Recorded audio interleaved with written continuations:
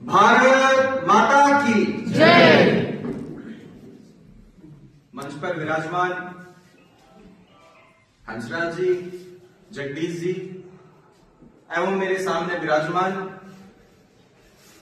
वर्तमान एवं भविष्य के भारत के कर्णधारों, मेरे भाइयों और बहनों, आप सभी को अरविंद सिंह का प्रणाम, नमस्कार। अभी प्रोफेसर साहब जो कह रहे थे, मुझे लगता है कि उन्होंने बहुत सहज बातों में वही बात कह दी जो बात शायद मैं अलग तरीके से कहूंगा या कहने जा रहा। आज बाबा साहब भीमराव अम्बेडकर का आज ही के दिन निधन हुआ था, महाप्रयाण हुआ था, इसलिए उनको प्रणाम करता हूं। उनके साथ उन सभी महापुरुषों को भी प्रणाम करता हूं जिन्होंने संविधान को बनाने में, संविधान के निर्माण में अपनी महत्वपूर्ण भूमिका निभाई, अपना योगदान दिया। साथियों, हम लोग आजादी के 75 वर्ष को पूर्ण कर चुके हैं और कुछ सालों में हम लोग जो है आजादी के, हमारे देश में डेमोक्रेसी आए हुए 80 साल हो जाएंगे। इन 80 सालों में हम लोग कहां खड़े हैं और हमारा समाज कहां खड़ा है, आज का युवा कहां खड़ा है, वो देश, राष्ट्र और समाज के प्रति क्या दृष्टिकोण रखता है, ये हमारे सामने बहुत बड़ी चुनौतियां हैं, बहुत बड़े प्रश्न हैं।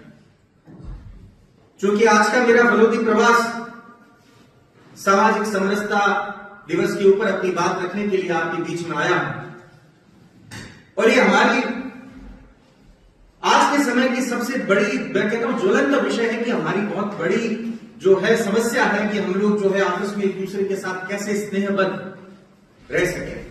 आज के विषय को मैं मानता हूं कि आज के युग का धर्म का विषय है, मैं इस पर अपनी बात रख रहा हूं।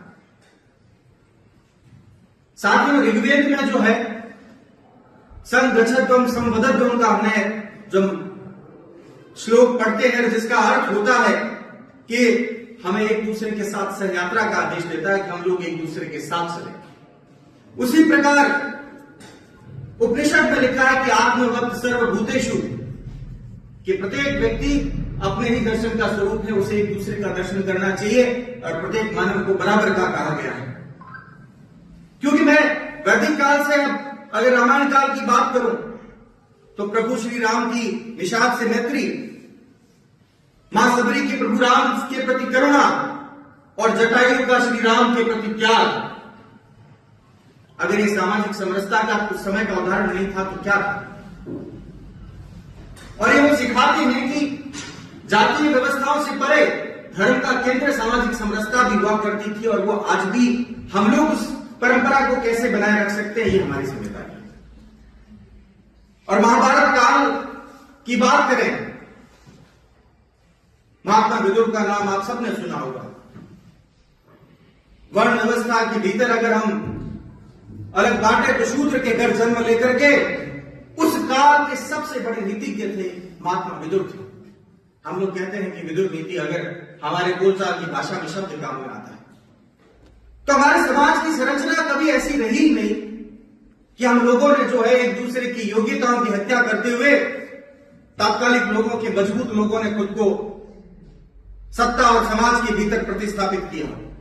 मैं मानता हूं कि कालखंड का एक दौर ऐसा भी रहा होगा, परंतु आज का युवा सिर्फ उसी उदाहरण को, नकारात्मक उदाहरण को अगर अपना ध्येय मानते हुए एक दूसरे के प्रति वैमनस्य से, एक दूसरे के प्रति द्वेष रखेगा तो हमारा राष्ट्र आगे कैसे बढ़ेगा, हमारी बंधुता आगे कैसे बढ़ेगी। वर्तमान समय में बाबा साहब भीमराव अम्बेडकर ने जब संविधान बनाया, प्रोफेसर साहब कह रहे थे कि समानता, बंधुता और राष्ट्र का निर्माण किस प्रकार से समान अवसर के भाव से हो सके, ऐसा भाव उनका था। और आज के समय में हम लोगों को सबसे बड़ी आवश्यकता है कि डिजिटल वेलबीइंग सीखने की। मैं अक्सर हर जगह जाता हूं, ये बात कहता हूं कि हम लोगों को जो है डिजिटल शिष्टाचार सीखना है। व्यवहारिक शिष्टाचार हमारे भीतर है, हम लोग किसी से मिलते हैं तो बहुत सहजता, सम्मान से मिलते हैं, पर जब हमारे सामने एक सेंस की स्क्रीन खुलती है तब हम कहीं पीछे नहीं रहते एक दूसरे को नीचा दिखाने में, एक दूसरे की जाति को कुछ कहने में। मैं नहीं जानता कि इससे आज की पीढ़ी को क्या मिल जाता होगा, क्या हासिल हो जाता होगा, हम पर एक दूसरे को नीचा दिखाने में, एक दूसरे को गाली देने में कहीं पीछे नहीं रहे।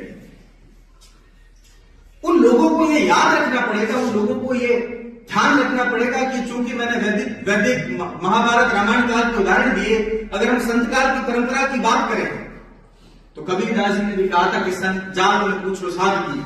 रैदास ने कहा कि मन चंगा तो कटौती में गंगा। उसी प्रकार नानक देव ने भी एक ओंकार के भाव की बात की। तो आप कालांतर में अगर हम श्रृंखलाबद्ध तरीके से देखते हैं कि वैदिक काल से लेकर के अब तक प्रत्येक कालखंड में ऐसे महापुरुष हुए हैं जिन्होंने समाज को जोड़ने का काम किया है, जिन्होंने समाज को एक दूसरे के प्रति इंटरलॉक करने का काम किया है, समाज को आपस में बांधने का काम किया है, बांटने का नहीं किया। वो महापुरुष रहे, इसलिए आज हम उनका जिक्र करते हैं, उनको याद करते हैं। परंतु क्या आने वाली पीढ़ियां उनमें से किसी को महापुरुष मानेगी क्या, याद करेगी क्या?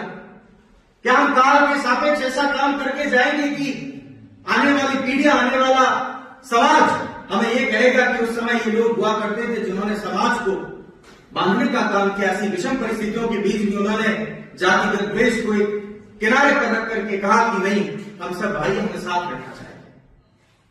मैं बहुत ईमानदारी से स्वीकार करूं, मैं जानता हूं कि लोकतांत्रिक राष्ट्र में हम रहते हैं, यहां का चुनाव जाति व्यवस्था के आधार पर होता है, यहां का टिकट वितरण भी जाति व्यवस्था के आधार पर होता है। पर यह हमारे जीवन का हिस्सा बन जाए, हमारा जीवन ही राजनीति के आधार पर चलना शुरू हो जाए, तो हम लोग डेमोक्रेसी में जी नहीं रहे, हम लोग लोकतंत्र में जी नहीं रहे। कुछ देश, जो अमेरिका सबसे पुराना लोकतंत्र जिसमें 300 साल से अधिक का समय होने को आया, वहां पे भी आज जाति जैसे शब्दों का कोई औचित्य नहीं रह गया। इसलिए विकसित राष्ट्र में वो हम उसको सर्वप्रथम सर्वश्रेष्ठ मानते हैं। और भारत उस और तभी बढ़ पाएगा जब हम लोग इस जाति और इस द्वेष की भाव को पीछे रखेंगे। तो मैं समझूंगा कि आने वाला भविष्य हमारा सुखद होगा, हमारी पीढ़ियां हमें सराहेगी। जिन लोगों ने जो किया, जिन लोगों ने इस देश राष्ट्र के लिए जैसे बन पाया, सबने सहयोग किया। ब्राह्मणों ने सनातन संस्कृति के लिए तपस्या की होगी, क्षत्रिय लड़े होंगे, वैश्य ने व्यापार किया होगा, शूद्र ने देश और राष्ट्र को स्वच्छ साफ बनाए रखने के लिए अपना सहयोग दिया होगा। परंतु आज हमारी लड़ाई वैसी नहीं है। और कोई ये भी न कहे कि वर्ण व्यवस्था के आधार पर बांटा गया था देश। आज की पीढ़ियों की लड़ाई अलग है।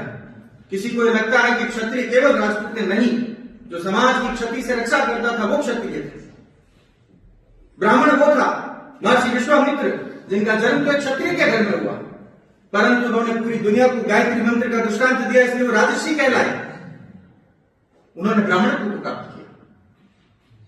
धीरे धीरे कालांतर में ऐसी संरचना न जाने किन विषम शक्तियों ने हमारे बीच में लाकर खड़ा कर दी कि हमें वर्ग और लिंग भाव से बांटने का काम कर दिया। आप गीता के अगर वर्ण व्यवस्था के अध्याय को अगर आप पढ़ेंगे उसमें, तो ऐसा कहीं नहीं लिखा है कि उसका वही काम है। कर्ण का नाम कर्ण जब से जन्मा, तब से लेकर जब तक वो वीर गति को प्राप्त हुए, तब तक उनको सुपुत्र कहा गया। परंतु उनकी वीरता किसी क्षत्रिय से कम थी क्या? तो हमारे बीच में इन शब्दों का, इन लड़ाइयों का कोई औचित्य नहीं है। हम एक दूसरे को ब्राह्मण, ठाकुर, जाट, बिश्नोई, बनिया, दलित, अगर इन शब्दों को लेकर एक दूसरे के प्रति लड़ रहे हैं तो हम एक दूसरे का ही नुकसान कर रहे हैं, एक दूसरे का भला नहीं कर रहे हैं। और हम ऐसा करते हैं, ये हम तब करते हैं जब हमारी सहजता, सुलभता और सुखी हो। आप अस्पताल में जाते हो, आपके नारायण गंगर या आपके घर परिवार से कोई बीमार होता है तो आप डॉक्टर से आप उसकी जात थोड़ी पूछते हो, आप किस जात के हो, मेरे पिताजी माताजी को ठीक कर दो। आपके लीगल मैटर्स चलते होंगे, किसी के सिविल क्रिमिनल्स, उसमें आप वकील की जात नहीं पूछते, आप स्पेशलिस्ट ढूंढते हो कि कौन इस विषय का स्पेशलिस्ट है कि मुझे मेरे जो है मुकदमा मेरे फेवर में चाहिए, इसका परिणाम मेरे फेवर में चाहिए। तब तो आपकी जातिगत व्यवस्था का भाव खत्म क्यों हो जाता है? इससे भी बड़ा उदाहरण, जो आप अस्पताल में जाते हो, प्रभु न करे आपको जो है ब्लड की इमरजेंसी रिक्वायरमेंट होती है, तब आप क्या ब्लड बैंक में जाकर ये पूछते हो कि मुझे जो है खून ब्राह्मण का चाहिए, राजपूत का चाहिए, जाट का चाहिए, बिश्नोई का चाहिए, मुस्लिम का चाहिए, दलित का चाहिए? हम ऐसा तो नहीं करते। फिर हम हमारी सहजता से ही एक दूसरे के खिलाफ लड़ क्यों रहे हैं? जहां हमको लगता है कि लड़ना चाहिए वहां लड़ लेते हैं, और जहां आपके पास कोई विकल्प शेष नहीं रहता वहां तो किसी को भी कुछ सब स्वीकार हो जाता है आपको। ये मानसिक दोगलापन हमें ठीक करना पड़ेगा। ये सोशल मीडिया पर एक दूसरे को हम लोग जो कहते हैं, मैंने कहा जो शब्द पहले प्रयोग में लिया कि डिजिटल वेलबींग हमको सीखनी पड़ेगी। हमको डिजिटल शिष्टाचार सीखने की आवश्यकता है। नया शब्द है, नया जो है एग्जिस्टेंस में आया है, हमको इस पर काम करना पड़ेगा। व्यवहारिक रूप से हम लोग सब समृद्ध श्रेष्ठ होते जा रहे हैं।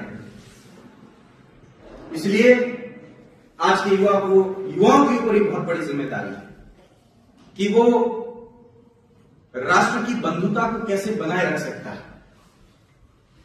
भारत वसुधैव कुटुंबकम के टर्म का जो है लगातार न जाने कितने शताब्दियों से जो है, कितने युगों से इस शब्द का द्योतक रहा, इस शब्द पे लोग चले, इस शब्द को लोगों ने जीवन में जिया, उतारा है।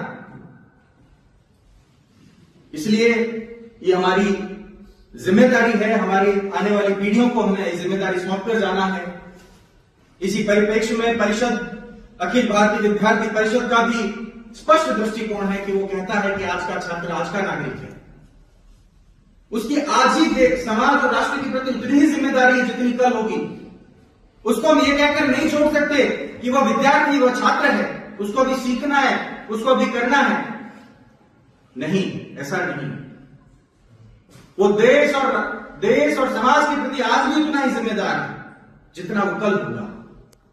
इसलिए परिषद स्पष्ट रूप से कहता है अपने ज्ञानशील एकता के मंत्र के साथ कि आज का विद्यार्थी, आज का नागरिक है, वो आज भी उतना ही रिस्पॉन्सिबल है जितना वो कल होगा। इन परिसरों में आप लोग पढ़ते हैं, परिषद के ज्ञानशील एकता के मंत्र के साथ खूब अध्ययन करिए, आगे बढ़िए। मैं जानता हूं कि कॉलेज, यूनिवर्सिटीज के जो परिसर होते हैं केवल डिग्री प्राप्त करने के परिसर नहीं होते। यहां पर विचारों की स्वतंत्रता होती है, विचारों की समानता होती है, विचारों की असमानता भी होती है। लोग अलग अलग आइडियोलॉजी के आते हैं, बैठते हैं, बहस करते हैं, पर उस डिबेट से, उस बहस से हम लोग सीख क्या रहे हैं? उस डिबेट और बहस का हम लोग एसेंस क्या निकाल रहे हैं? विश्लेषण शब्द हमारे जीवन का हिस्सा है, पर विश्लेषण से हम एक अलग शब्द है कि हम उस बहस का संश्लेषण क्या निकाल रहे हैं, एक्सट्रैक्ट क्या निकाल रहे हैं। इसलिए आप सब लोग जो है समाज के भीतर किस प्रकार से बंधुता, एक दूसरे के प्रति स्नेह, सौहार्द के भाव को बढ़ा सकते हैं, इस पर विचार करिए। और हमारा समाज किस प्रकार से पुनः एक दूसरे के साथ, जैसा हम लोग पहले उदाहरणों के साथ सुन रहे थे कि किस प्रकार से इंटरलॉक हो सके, एक दूसरे के सुख दुख का हिस्सा बन सके, उस पर अध्ययन करिए। अगर आप बनना चाहते हैं पॉलिटिशियन, लेकिन पब्लिक स्पीकिंग और अपने विचारों को व्यक्त करना चुनौती लगता है, या कैमरे और पब्लिक के सामने किसी तरह से बोल पाए, इसमें मुश्किल होती है, तो मिशी मीडिया सॉल्यूशंस लेकर आया है पॉलिटिकल कंसल्टेंसी कैंपेन, जिसमें वरिष्ठ जर्नलिस्ट और पॉलिटिकल एनालिस्ट की एक्सपीरियंस्ड टीम आपको मदद करेगी, जिससे आपकी आवाज और भी बुलंद हो जाएगी।